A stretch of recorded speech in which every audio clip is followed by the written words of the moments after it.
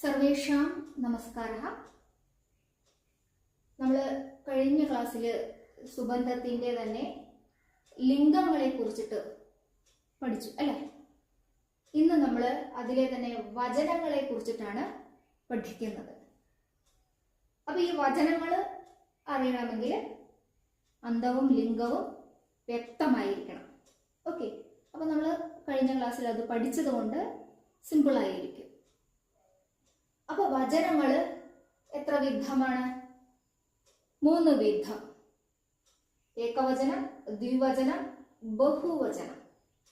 മറ്റു ഭാഷകളിൽ ദ്വിവചനം ഉണ്ടാവില്ല, പക്ഷെ സംസ്കൃതത്തിൽ ദ്വിവചനം കൂടി ഉണ്ട്.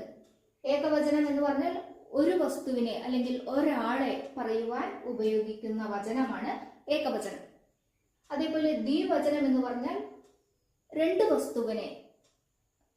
വസ്തുവിനെ അല്ലെങ്കിൽ 2 പുരുഷന്മാരെ, 2 സ്ത്രീകളെ, അങ്ങനെ 2 എന്ന് ബന്ധപ്പെട്ട് വരുന്ന പദങ്ങളെ പറയുവാൻ ദ്വിവചനം യൂസ് ചെയ്യുന്നു.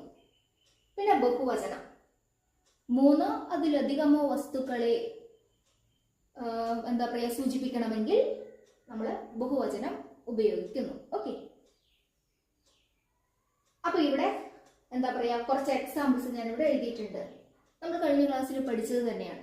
ദേവഹ, വൃക്ഷഹ, സീത, നാസിക, ദേവി, നദി തുടങ്ങിയവ. ഇവയുടെ എല്ലാം വചനങ്ങളുടെ രൂപങ്ങൾ എന്താണ് എന്ന് നമുക്ക് നോക്കാം.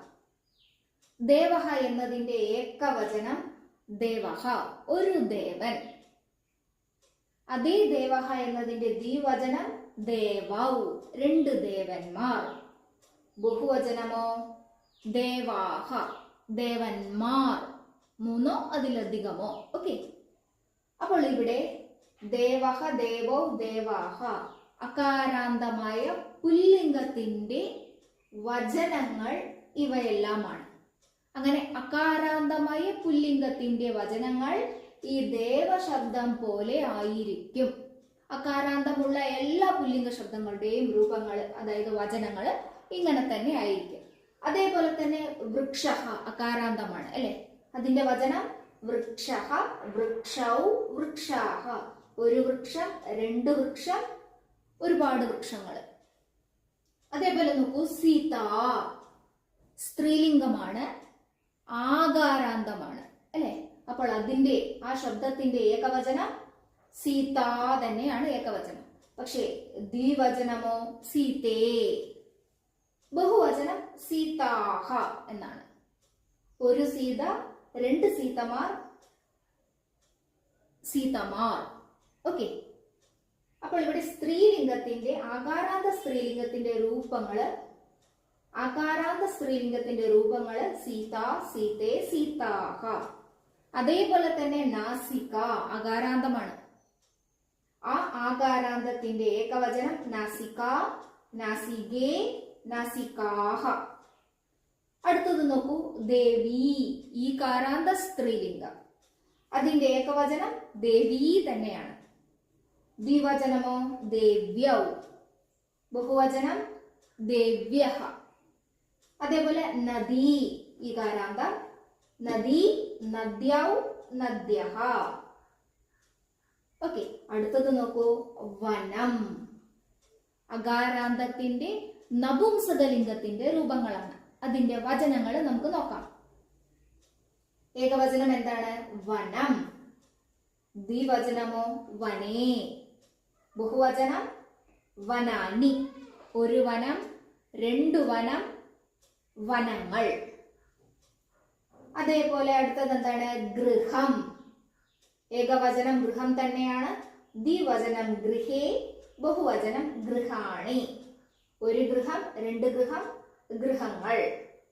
അതേപോലെ നയനം നപുംസകലിംഗം തന്നെയാണ്, അകാരാന്തം തന്നെയാണ്. നയനം, നയനേ, നയനാനി. അടുത്തത് നോക്കൂ, വിദ്യാലയഃ അകാരാന്ത, ലിംഗം ഏതാണ്? പുല്ലിംഗഃ. അപ്പോൾ അതിന്റെ ഏകവചനം വിദ്യാലയഃ, ദ്വിവചനം വിദ്യാലയൗ, ബഹുവചനം വിദ്യാലയാഹ. അടുത്തത് നോക്കൂ, വാക്ക്. അതിന്റെ ഏകവചനം ഈ വാക് എന്നത് ഏതന്തമാണ്? ചകാരാന്തമാണ്, സ്ത്രീലിംഗമാണ്, കൂടാതെ വ്യഞ്ജനാന്തമാണ്. അപ്പൊ അതിന്റെ ഏകവചനം വാക്, ദ്വിവചനം വാചൗ, ബഹുവചനം വാചഃ. ഓക്കെ, അപ്പോൾ ഇങ്ങനെ വചനങ്ങൾ 3 വിധത്തിലാണ്. അവ എന്താ പറയാ, അകാരാന്തത്തിന്റെ ആണെങ്കിൽ ഈ ദേവശബ്ദം പോലെയും, ആകാരാന്തത്തിന്റെ ആണെങ്കിൽ സീതാ ശബ്ദം പോലെയും, ഈകാരാന്തത്തിന്റെ ആണെങ്കിൽ നദീ ശബ്ദം അല്ലെങ്കിൽ ദേവീ ശബ്ദത്തെ പോലെയും, അകാരാന്ത നപുംസകലിംഗമാണെങ്കിൽ വനം, ഗൃഹം, നയനം തുടങ്ങിയ ശബ്ദങ്ങളെ പോലെയും, അതുപോലെ വ്യഞ്ജനാന്തങ്ങളാണെങ്കിൽ അതിൻ്റെതായിട്ടുള്ള ശബ്ദങ്ങള്, അതായത് ഏകവചനം, ദ്വിവചനം, ബഹുവചനത്തിന്റെ രൂപങ്ങള് നമ്മൾ അറിയേണ്ടതായിട്ട് ഉണ്ട്. അപ്പൊ ഇവിടെ ഞാൻ വ്യഞ്ജനാന്തത്തിന്റെ വാക് മാത്രമേ യൂസ് ചെയ്തിട്ടുള്ളൂ. ഓക്കെ, ധന്യവാദ.